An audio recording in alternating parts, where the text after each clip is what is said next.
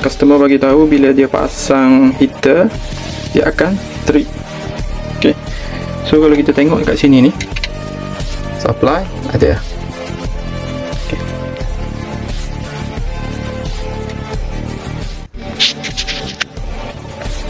So neutral okey. Grounding okey.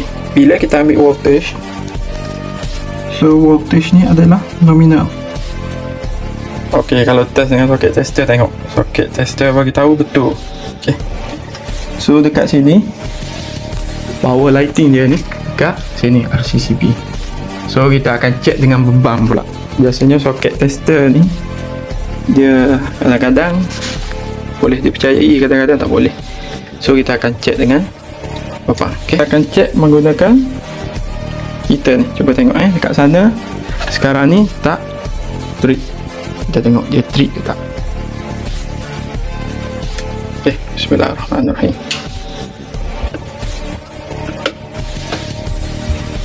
Dah trip.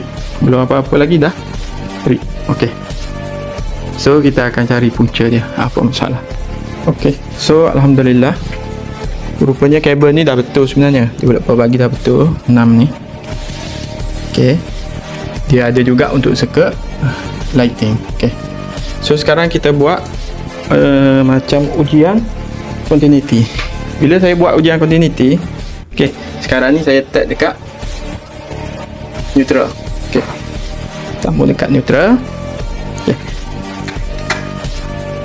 So kita buat buzzer. Okey, buzzer ni kalau ada touching dia akan bunyi. So kita test dekat soket, untuk soket punya tak ada bunyi. Okey. Tapi bila kita test dekat sini ada bunyi. So neutral dia ada dekat kawasan ni.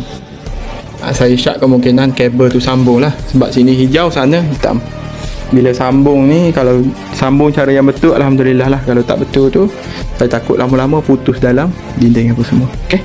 So kita akan check dekat kabel grounding pula. Okey. Sekarang ni kabel kita dah jumper dekat kabel grounding. Okey. So kita akan test dekat neutral.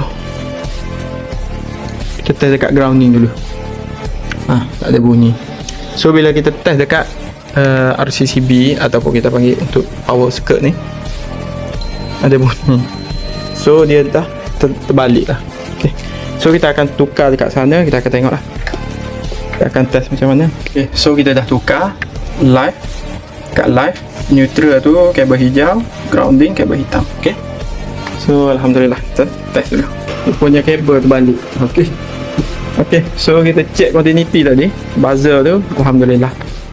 Kalau tak ada buzzer tu mungkin makan masa sikit. Betul tak? Okay. Terbaik. So dah. Okay.